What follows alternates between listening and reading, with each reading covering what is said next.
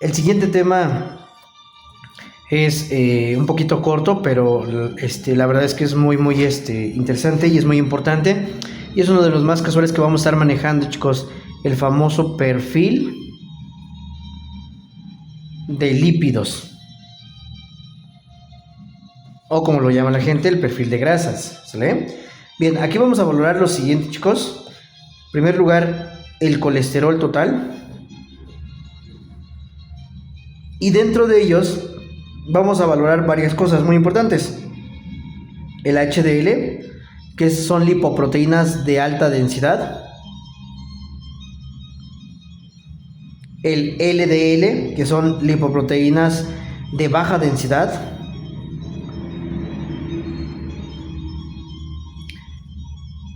Vamos a valorar otro colesterol que no es ni HDL, que son grasas restantes.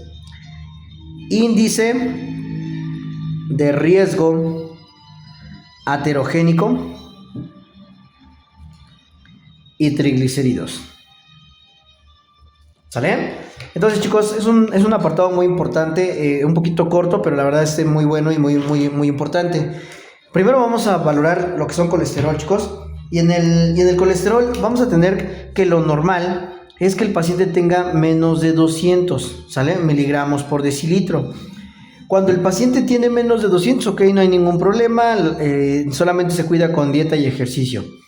Cuando el colesterol sobrepasa los 200, se le llama que es hipercolesterolemia. Y normalmente el paciente va a meritar tratamiento, le vamos a mandar tratamiento farmacológico a partir de los 250 a 300 miligramos por decilitro, ¿sale? Muy bien, entonces, teniendo un colesterol, a un paciente que tenga colesterol de 210, 205, probablemente solo con dieta es más que suficiente y ejercicio. Pero cuando el paciente rebasa los 250 o incluso los 300 miligramos por decilitro, sería muy importante no solamente modificar en todos estos, el tratamiento de estos, chicos, siempre va a ser dieta, apréndanselo muy bien, dieta y ejercicio, de ley. O sea, independientemente de que si al paciente le vamos a meter un fármaco o no, el paciente forzosamente tiene que recibir una orientación respecto a su dieta y respecto a su ejercicio. Entonces, eso es muy importante, ¿sale? Todo paciente que venga con un estudio de perfil de lípidos, ya de entrada le vamos a solicitar dieta y ejercicio y ya veremos respecto a los estudios o sus valores si el paciente va a meritar tratamiento farmacológico o solamente con ese cambio de estilo de vida, ¿sale? Bien, ahora se los voy a explicar como normalmente suelo explicárselo a mis pacientitos, chicos, para que se pueda comprender. Obviamente es algo un poquito más complejo que esto, pero para que se pueda entender vamos a utilizar algunos términos muy sencillos para que no tengan problema, ¿ok? Entonces, miren, yo siempre les digo a los pacientes, ¿verdad?, que tenemos en el cuerpo algunos ladrones.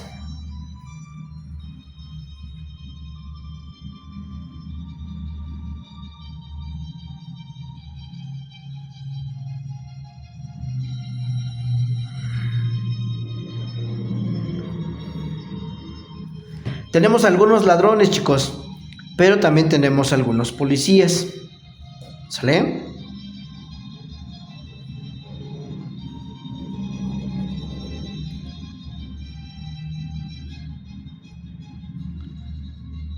Tenemos algunos policías, chicos, que nos van a ayudar a defendernos, ¿sale? Entonces, ¿por qué les digo esta analogía? Porque miren, vamos a tener aquí en el cuerpo algo que nosotros llamamos colesterol bueno, ¿sale?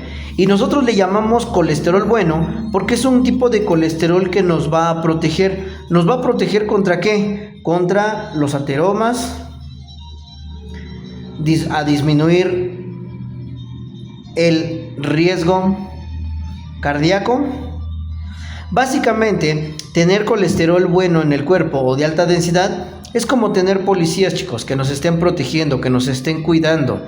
Básicamente o fisiológicamente lo que pasa es que las moléculas de colesterol de alta densidad llegan a la sangre y entonces empiezan a expulsar al colesterol de baja densidad y a todas las grasas que no son buenas, generando que el riesgo cardíaco sea menor y que la sangre pueda fluir de manera correcta o de manera normal. Entonces, el HDL, también llamado de alta densidad o en el Vox Populi, un colesterol bueno, ¿sale? Como su nombre lo indica, es el que nos va a proteger contra todo tipo de enfermedades cardíacas.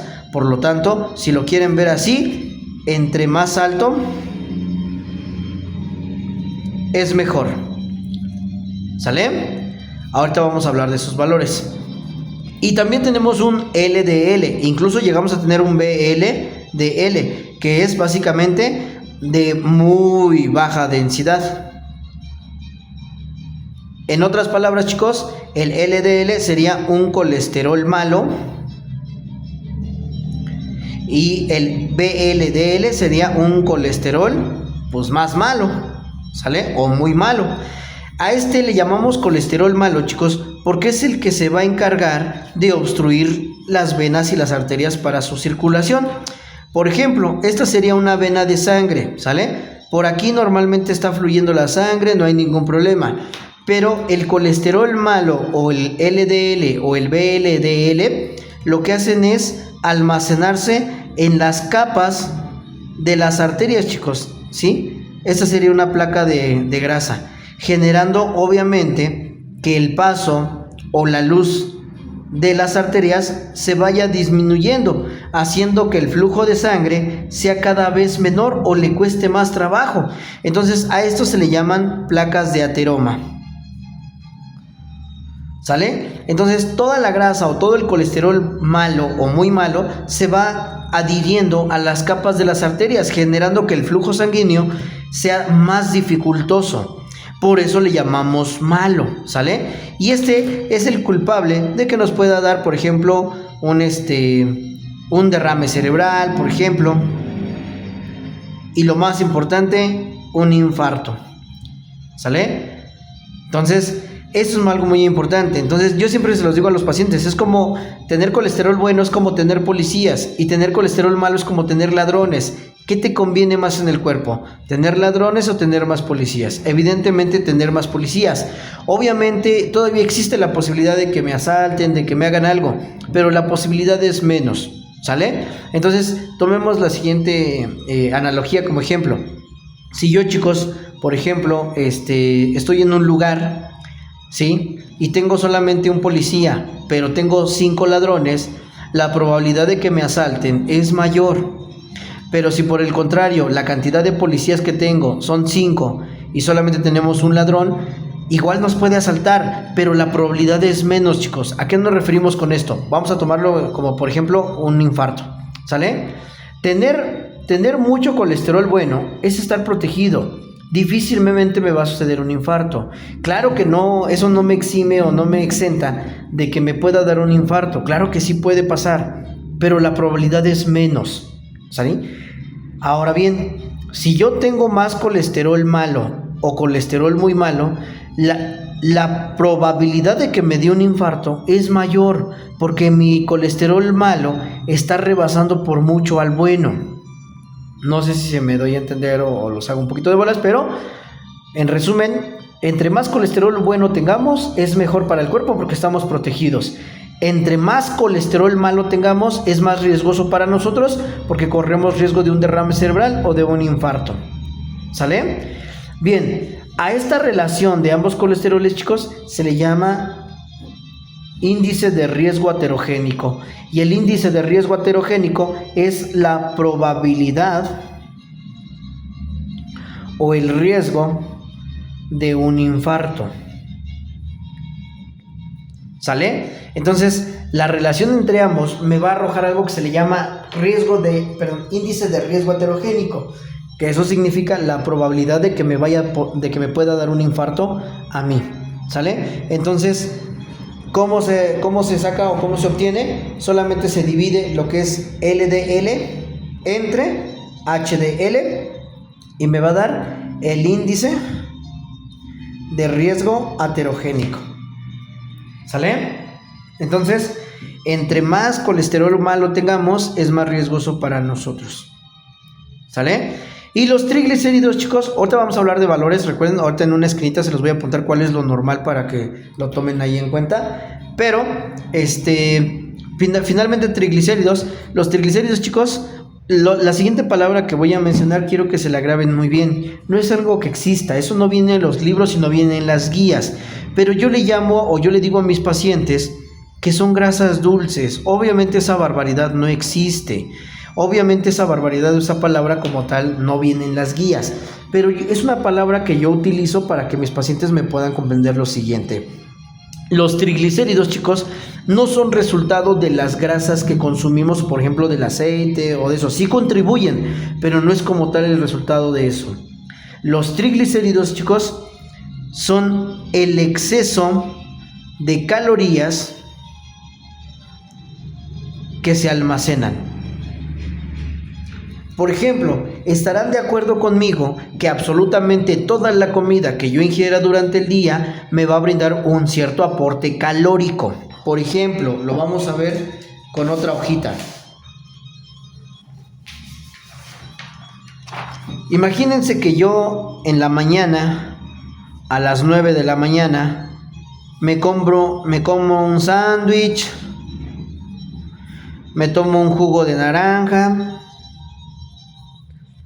me tomo una taza de café también, me como una pieza de pan, ¿sale? Al fin y al cabo, todos estos alimentos, chicos, me van a brindar algo que se llaman calorías, ¿sale? Entonces, si yo sumo todas las que consumí durante la mañana, durante la tarde y durante la noche, si sumamos todas estas, imaginemos que yo tenga un aporte calórico de unas 2.900 calorías, ¿no? Pero resulta que ese día a mí me tocó solamente el descanso, ¿sí? Solamente me tocó ir a la tienda, levantarme a comer, preferí quedarme acostado viendo Netflix. Entonces, mi desgaste calórico que yo tuve, pónganle ustedes ya con todas las idas al baño y todo, de unas 1.500, imaginemos ya en el mejor de los casos. Entonces, si prestamos atención, ¿sale? Al fin y al cabo, tengo un aporte calórico, ¿sale? Perdón, tengo un restante calórico de 1.400 calorías. Yo solamente gasté 1.500 y 1.500 calorías se quedaron almacenadas. Estas calorías, chicos, son como gasolina para el cuerpo. Por lo tanto, así como ustedes no tirarían un balde lleno o un garrafón lleno de gasolina porque evidentemente no funciona, tampoco el cuerpo lo va a hacer. En cuanto el cuerpo detecte que hay un sobrante de calorías, las va a tratar de almacenar. Las va a tratar de guardar, ¿sí? ¿Para qué? Pues por si se llegan a ocupar después. La mayoría de veces se guardan en el hígado y en algunos otros órganos, pero se van a almacenar o a guardar en forma de triglicéridos. Por lo tanto, chicos, algo muy importante que me gustaría mencionarles es que los triglicéridos son un resultado del exceso de calorías que se está consumiendo, o, en otras palabras, no se están quemando. Entonces yo, como les digo a las pacientes, el problema no es tanto qué comes, el problema es lo que haces. Porque si tú ganas 2.300 calorías, tienes que tratar de gastar esas 2.300, ponle tú hasta 2.200. Pero tú no puedes consumir 3.000 calorías y solamente gastar 1.000 calorías con tus actividades físicas. Porque aquí hay un descontrol. Esto es lo que yo consumo y esto es lo que yo estoy gastando o lo que estoy quemando, ¿sale? Y este descontrol nos genera un aumento en los famosos triglicéridos. Entonces, como consejo, siempre ante un paciente con triglicéridos elevados, ya lo habíamos mencionado, pero otra vez, es principalmente dieta y ejercicio, ¿sale? Normalmente los triglicéridos se les va a dar tratamiento cuando rebasemos los 300 miligramos por decilitros. Ahora sí, vamos a hablar de valores, chicos, para que los puedan tener ahí en sus libretitas y no haya ningún problemita, ¿sale? Entonces, en cuanto al colesterol, chicos, lo normal es manejar menos de 200, aunque algunas guías nos refieren que hasta menos de 128, ¿sale? Bien, de HDL va a cambiar, chicos. Va a cambiar, algunos laboratorios manejan de acuerdo a si es hombre o mujer, pero en la mayoría de ellos, mientras se tenga arriba de 45, podríamos decir que el paciente se encuentra protegido. ¿Sale? En cuanto al LDL, chicos, lo normal es que mi paciente tenga un valor máximo de 99, es decir, que tenga menos de 100. Tenemos otras grasas que se nos van a marcar también ahí en los laboratorios, que se le llama colesterol no HDL, es decir, que son grasas que serán malas, buenas, regulares, que son malas o regulares, pero no son buenas. Básicamente es lo mismo que acá. Su valor normal es menos de 130, es decir, de 129 hacia abajo. ¿Sale? En cuanto al índice de riesgo heterogénico, en la mayoría de las guías o de los laboratorios van a manejar un valor de menos de 4.0. Si el paciente se encuentra en menos de 4.0, por ejemplo 3.9, 3.8 hacia abajo, significa que el paciente tiene un riesgo mínimo. Pero cuando mi paciente se encuentra en un riesgo arriba de 4.5, chicos, significa que el paciente tiene un alto riesgo de un infarto agudo del miocardio o de un derrame cerebral. Y de triglicéridos, finalmente, lo normal es tener menos de 150 miligramos por decilitro. Pero si mi paciente tiene más de 200, amerita tratamiento farmacológico. Y no está por demás decir que cuando cualquiera del paciente, cualquiera de estos valores los tiene por encima o por debajo del valor permitido, siempre se tienen que acompañar con dieta y ejercicio, aunado al tratamiento farmacológico en caso de que lo requiera.